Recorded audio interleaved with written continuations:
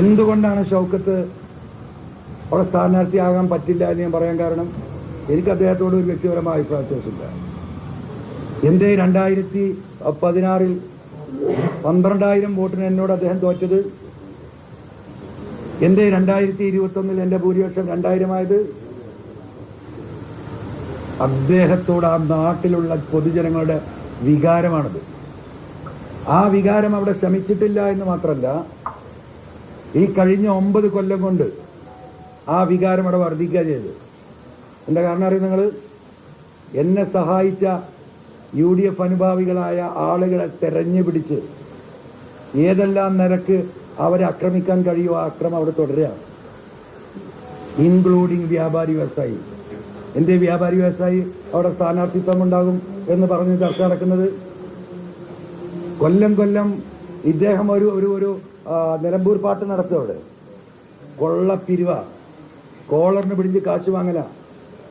2016 ഞാൻ വരുന്നവരെ അവിടെ ഒരു വർഷം അദ്ദേഹത്തിന് ജോളിയായി ജീവിക്കാനുള്ള പണം നിലമ്പൂരിലെ വ്യാപാരികളുടെ കോളർ പിടിച്ച് വാങ്ങിയിരുന്നു. അപ്പോ ഈ ഒരവസ്ഥ അവിടെ തുടരുന്നത് കൊണ്ടാണ് വ്യാപാരികൾ സ്ഥാനാർത്ഥി അടക്കം നിർത്താൻ ആലോചിക്കുന്നത്. അവർ ഭയപ്പെടുകയാണ്. ഇനിയും ആ അരാജകത്വത്തിലേക്ക് നിലമ്പൂർ പോകും. സ്വകാര്യമായി പറയുന്നു, ഞങ്ങൾക്ക് സാധിക്കൂല. വ്യാപാരി വ്യവസായി സമൂഹം എന്ന് പറഞ്ഞാൽ നമ്മുടെ എല്ലാ നാട്ടിലും എന്റെ സ്ഥിതി നിങ്ങൾക്ക് അറിയാലോ. ആ കുടുംബത്തിലേക്ക് എത്ര വോട്ടുണ്ടാകുന്നുള്ളത്? 1. പത്രക്കാർ നോട്ട് ചെയ്ത ജനങ്ങൾ കേൾക്കണം. രണ്ടാമത്, ഇദ്ദേഹം മുസ്ലിം സമുദായത്തിന്റെ ഒരു റെപ്രസെന്റേറ്റീവാണ് എന്ന് ആരും അംഗീകരിക്കാൻ പോകുന്നില്ല. കാരണം അദ്ദേഹം പേരെടുത്തതും പ്രശസ്തി എടുത്തതും കഥ എഴുതിയതും ഈ ഒരു സമുദായത്തിന് വേണ്ടിയാണ്.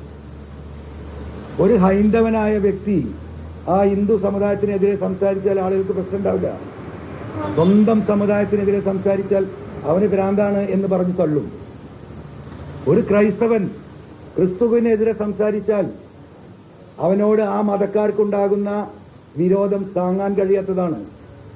ഒരു മുസൽമാൻ ഒരു മുസ്ലിം സമുദായത്തിനെതിരെ സംസാരിച്ചാൽ അതാരും വിട്ടുകൊടുക്കാൻ തയ്യാറാവില്ല. ഒരു മതസ്ഥൻ മറ്റൊരു മതത്തെ പറയുമ്പോൾ അവൻ വർഗീയവാദിയാണെന്ന് പറഞ്ഞ് നമ്മൾ തള്ളും. പക്ഷേ ഒരു വിശ്വാസ സംഹിതയെ അതിനകത്ത് നിന്നുകൊണ്ട് ചോദ്യം ചെയ്യുമ്പോൾ ഒരാളും അംഗീകരിച്ചു കൊടുക്കില്ല.